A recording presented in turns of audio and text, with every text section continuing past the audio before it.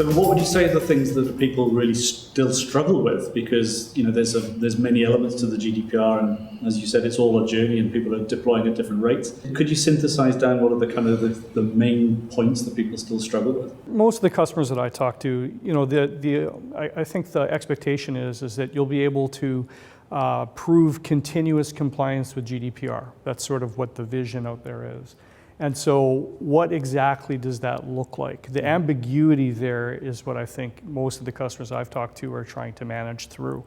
Some of them are being very proactive and trying to interpret GDPR and read the tea leaves and really get buttoned up. And then others have taken a wait and see attitude, and they're just going to wait and see what types of administrative fines get handed out and where the shortfall is. Right. What about you guys? Yeah, there was a lot of activity in the build-up to the May date in itself.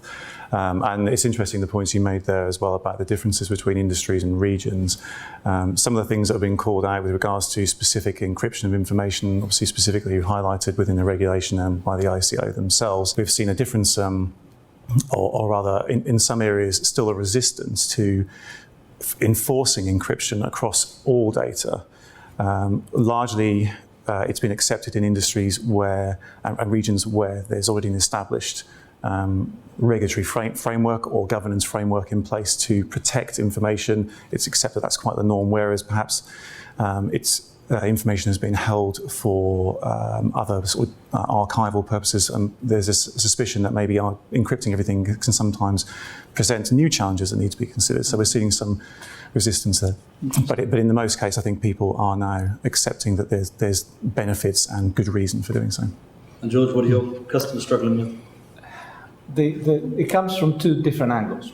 Because we're tackling both the information management and the process operations side at the same time. On the information management, it's being able to get a handle on where personal data has traditionally been used inside the organization. And there are obvious places like your CRM system or your HR system. They're the easy ones to tackle with. It's when you look at common practices where you will run an event and you will create a spreadsheet with the attendance of the event and you share it with your partners and it will be done through email. Every which step of these contradicts what GDPR tells you to do. So changing those cultural practices, that's one aspect. The second aspect is around processes in terms of being able to operationalize the handling of GDPR. So GDPR in terms of protecting the data is one aspect, is how do you deal with interaction with the customers, the interaction with your employees when it comes to GDPR data, when they want a copy of the data, when they want to remove something or change something.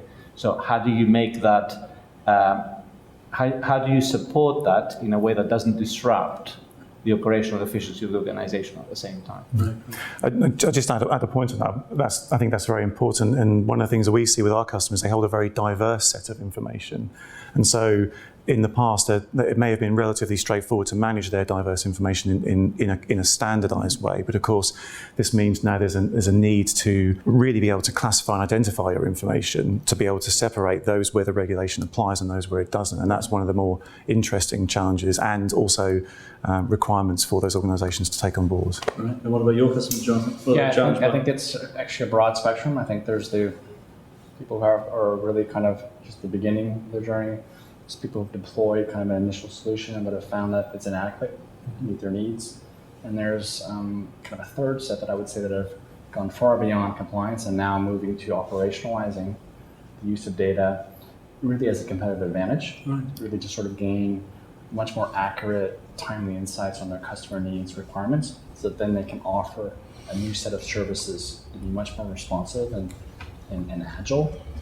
So we're seeing that across the board. I would go back to every organization has to come to kind of this equilibrium point of balancing how much investment, how much education, and it takes to sort of to standardize, how data is being used across the board, across different departments, and also bringing in stakeholders who traditionally haven't been part of the discussion, particularly at the middle management, executive, and legal, to sensitize these folks on how data is used and sort of the requirements and regulatory needs.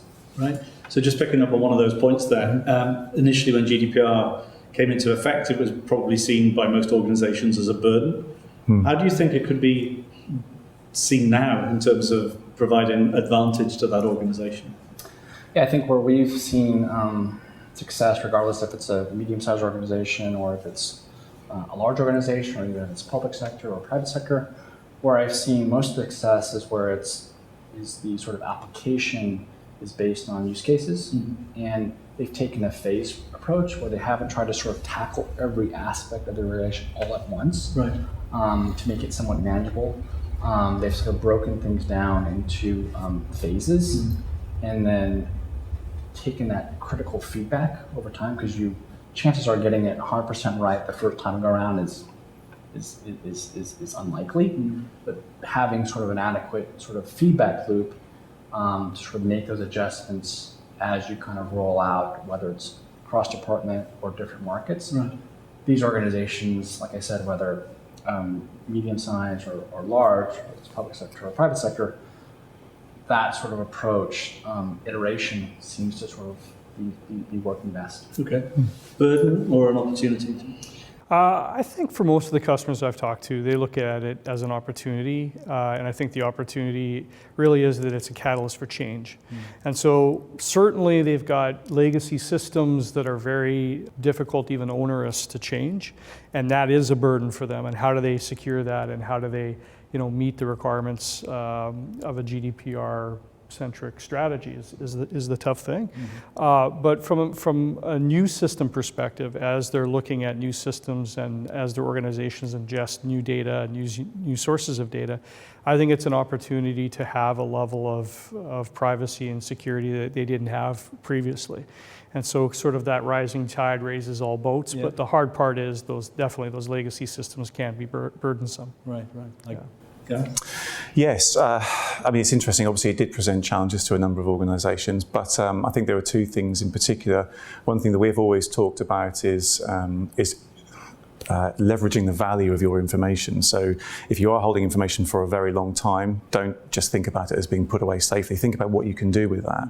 And of course, with the GDPR means you need to know your data more. You need to understand it more. So by knowing it more, of course, that means you can use it more effectively. And tied into that, there's also well-established information governance, records management type processes and procedures.